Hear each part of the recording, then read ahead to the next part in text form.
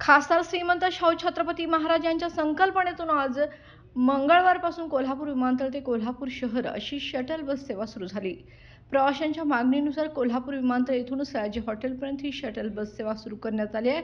या बस सेवेचा शुभारंभ कोल्हापूर विमानतळ प्राधिकरणाचे संचालक अनिल शिंदे आणि विमानतळ सल्लागार समितीचे सदस्य तेज घाटगे यांच्या हस्ते करण्यात आले।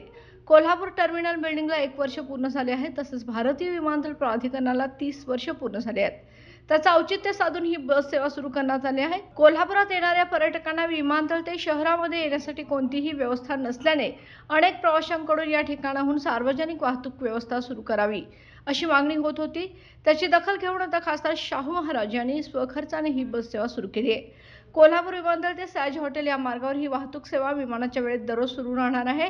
विमानतळावरून अन्य ठिकाणी जाणाऱ्या विमानांच्या अगोदर सयाजी हॉटेल येथून ही बस विमानतळाकडे मार्गस्थ होईल।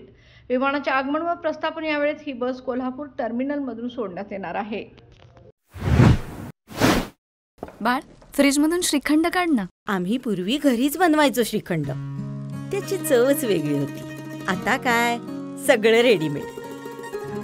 आजी, हे श्रीखंड खाऊन बघ। आज तुझ्या आईनं घरीच बनवलं की काय? हे आहे गोकुळचं श्रीखंड। अगदी जिभेवर रेंगाळणार। जिभेवरच नाही तर मनावरही रेंगाळणार। गोकुळ श्रीखंड, मनावर रेंगाळणार।